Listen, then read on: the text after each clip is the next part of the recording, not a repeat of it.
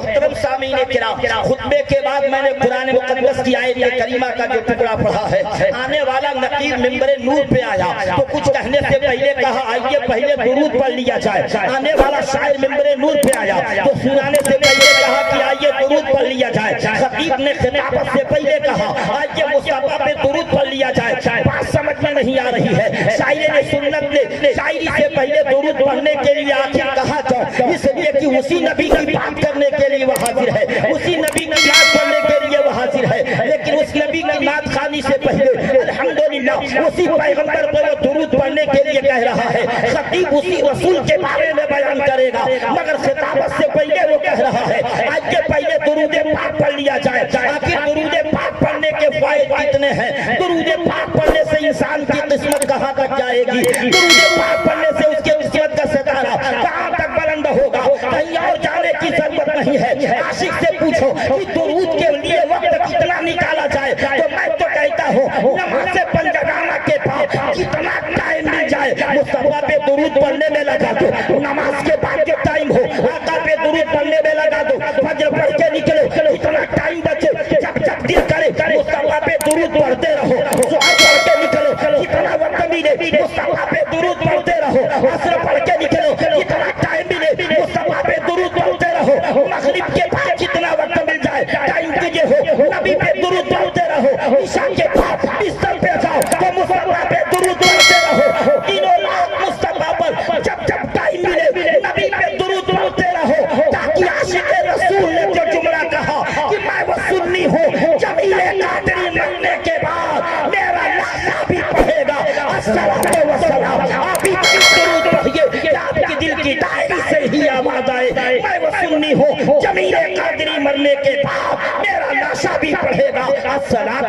واہ واہ سبحان اللہ سبحان اللہ۔ مکمل تیار ہوئیے تو کچھ بات کی جائے، اس لیے پیغام آپ کے روبرو کرنا چاہوں گا۔ درود پڑھنے کے فوائد کتنے ہیں؟ الحمدللہ درود پڑھتے رہیے، مسکراتے رہیے، گنگناتے رہیے، نبی کی تعریف کرتے رہیے، اس لیے کہ اصلاح معاشرہ کانفرنس ہے اور یہ سن 2024 ہی میں نہیں نہ جانے کتنے سالوں سے اصلاح معاشرہ کیا جا رہا ہے، لیکن جہاں ہم تھے جہاں تھے ہم ارے بولیے جہاں تھے ہم وہی ہیں۔ سدھار کچھ بھی پیدا نہیں ہوا، آج بھی شادی میں ڈیجے لوگ لے جا رہے ہیں، سدھار کچھ بھی پیدا نہیں ہوا، آج بھی نچنیا کو نچوا رہے ہیں، سدھار کچھ بھی پیدا نہیں ہوا، آج بھی شوہر کی اذان سن کر کے چوراہے پہ بھاگ جا رہے ہیں، سدھار کچھ بھی نہ ہوا، آج بھی اپنے بھائی کا حق دبا رہے ہیں، آج سدھار کچھ بھی نہیں ہوا، آج بھی دوسرے کے کھیت کو ہڑپنے کے لیے تیار ہیں، سدھار کچھ بھی نہ ہوا، آج بھی گلے والے ٹالی سے گنا کھینچ کے کھانے کے لیے بیچ آئے ہیں، سدھار کچھ بھی نہ ہوا، آج بھی ہم غلط کاموں میں ملوث ہیں، سدھار کچھ بھی نہ ہوا، جو باپ دادا سے چلا رہا ہے اسی رسم و رواج پر ہم چلتے نظر آتے ہیں۔ یہ کہاں کا انصاف ہے کہ نکاح پڑھانے والے کو 500 دیا جائے اور چمٹا چرانے والے کو 5000 دیا جائے؟ چوری کرنے والی عورت کو تو حکم ہے السارق والسارقہ، یعنی جو مرد ہو اس کا بھی ہاتھ کاٹا جائے، چرانے والی عورت ہو۔ واہ بہت اچھا پیغام برکات صاحب۔ نعرہ تکبیر، نعرہ رسالت، مسلک اعلی حضرت، نعرہ رسالت۔ علماء تشریف رکھتے ہیں، آج جاؤ دیکھو شادیوں میں حال کیا ہے، مولوی صاحب نے کہہ دیا تو صدر سیکریٹری سب آگے بڑھے، ارے رکھ لیجئے 1500 کم تھوڑی ہے، رکھ لیجئے 1000 روپیہ کم تھوڑی ہے، رکھ لیجئے کیا کیا ہے آپ نے، تھوڑا سا خطبہ پڑھ دیا اور قبول کرا دیا، اتنے کہ آپ 2000 کہہ رہے ہیں۔ ارے نادان انسانوں سنو، ابھی مولویوں کا انصاف تم نے دیکھا نہیں ہے، یہ انصاف کیا بتاتے ہیں جب قریب سے آؤ اور ان کا صبر ابھی دیکھ رہے ہو، صبر کا پیمانہ کہیں چھلک نہ جائے۔ الحمدللہ یہ بھی صبر اپنے سینے میں رکھ رہے ہیں، ورنہ یہ صبر اگر باہر اڈیل دیں گے اس دن پتہ چل جائے گا، آپ کہو گے یہ کیا کر لیں گے۔ ابھی بتایا مولانا صاحب نے اگر یہ نہ ہو تو جنازہ نہ ہو سکے، یہ نہ ہو تو نکاح نہ ہو سکے، ابھی بتایا گیا نا، اس لیے میں آپ سے کہنا چاہوں گا کہ بند کرو یہ ناٹک اور سن لو جو جو پیسہ کھاتا ہے وہ بھی اسی میں شامل काबिल होता है, जितना चोरी करने वाले को सजा मिलेगा उतना ही खाने।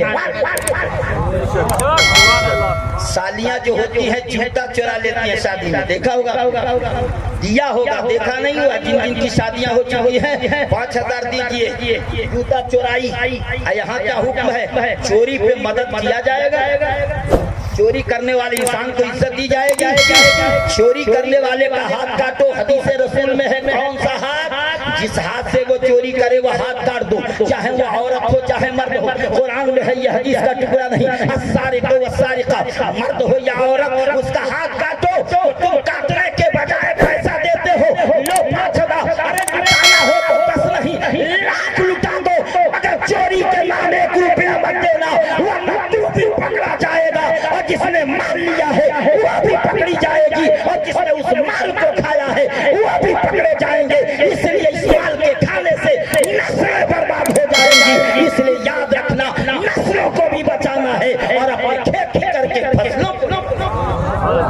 इसलिए याद रखिए, नस्लें तभी बचेंगी जब आप बिल्कुल दीनी प्लेटफॉर्म पे आके खड़े हो। इस्लाह मुआशरा कॉन्फ्रेंस है ना, अरे बोलिए उसमें कैसे इस्लाह किया जाए, न जाने कितने उलमा बोल चुके कि खड़े होके पेशाब न किया जाए, है ना, खड़े होके खाना न किया जाए। लेकिन आज भी दुनिया उसी को इज्जत देती है और कहती है मौलाना मुफ्ती अख्तर साहब क्या इंतजाम था, VIP इंतजाम था। इन्होंने कहा VIP इंतजाम क्या होता है? कहा बफर सिस्टम था। मैंने कहा पता नहीं हरामखोर किसने ये नाम बफर सिस्टम रखा। उन्होंने कहा हजरत बफर सिस्टम, इन्होंने कहा आखिर बफर सिस्टम होता क्या है? कहा आते जाओ खाते जाओ, प्लेट भी हाथ में, खाना भी हाथ में, बैठने तक का मौका नहीं मिला। खड़े खड़े खाना भी खा रहा है, खड़े खड़े पानी भी पी रहा है, उसी में पानी भी कर रहा है, चहलकदमी भी हो रही है और खाना भी खाया जा रहा है। अरे नादान, ये बफर सिस्टम नहीं, इसको तो सफर सिस्टम नाम रखना चाहिए। किसने बफर सिस्टम रख दिया? अरे जो खाना सुन्नत रसूल पे ना खाया जाए उस खाने में बरकत नहीं उतरती है। इसलिए खाना भी खाओ तो सुन्नत मुस्तफा पे ज़मानत देख के कहे मुस्तफा का वाह वाह बहुत अच्छा, माशाअल्लाह, जिंदाबाद जिंदाबाद, कहे मुस्तफा का गुलाम जा रहा है। तुम्हें इतना पता नहीं है कि मेरे नबी ने क्या तालीम दी है, तुझे इतना खबर नहीं है कि मेरे मुस्तफा ने क्या पता बताया है, तुझे इतना मालूम नहीं है कि मेरे नबी ने अपने उम्मत को कहां तक पहुंचाया है, तुझे पता नहीं है तो करीब आ जा। मुस्तफा पे दुरूद पढ़ने का फायदा क्या है? मैं तारीख का मुताला कर रहा था, मुहम्मदाबाद गोहना में मैंने तकरीर की, हैदराबाद में, बेंगलौर में, तो पूछने वालों ने पूछा था मौलाना आखिर हम किताबों का घूसी की सरजमीन पे मैं रहमत आलम कॉन्फ्रेंस में जब बोल रहा था, अमजदिया के बगल में सलाम था बैदानता बरकाती, आखिर ये किस किताब में है? हमने दुरूद के सारे किताबों को पलट दिया। मैंने कहा मुफ्ती साहब की जरा आगे बढ़िए, ऐसे क्या हवाला दूंगा कि पसीना ना आ गया तो फिर कहिएगा। पैगाम सुनो, उस किताब का नाम भी नोट किया जाए। उस किताब के अंदर ये तारीख मैंने पढ़ी है कि जो नबी का हो गया मुस्तफा उसके हो गए। सुभान अल्लाह, खुदा कहता है मन कान लिल्लाह कान अल्लाहु लहू, जो अल्लाह का हो जाता है अल्लाह भी उसी। वाह वाह वाह वाह। मैं पढ़ रहा था तारीख का मुताला करते करते, इस पर मेरी नजर जाके रुकी। एक फरिश्ता बारगाह रसूल में हाजिर आया जो पूरी लाइफ में दुनिया में नहीं आया। जरा बोल जाए सुभान अल्लाह। और वो फरिश्ता किसके बारगाह में आया? प्यारे रसूल की बारगाह आके क्या कहा? अस्सलातु वस्सलामु अलैका या रसूल अल्लाह। नबी का चेहरा देखा, हाथ बांधे अदब से खड़ा है, सरकार पे पड़ रहा है अस्सलातु वस्सलामु अलैका या रसूल अल्लाह। नबी ने पूछा इससे पहले धरती पे नजर नहीं आया? कहा हाय मेरे मुस्तफा, मैं कई सालों से पूरी लाइफ से मैं इजाजत मांग रहा था मौला से, मैं उसकी हम्द बयान करता हूँ, मैं उसकी तारीफें बयान करता हूँ। हे मेरे महबूब, मैं इजाजत मांग रहा था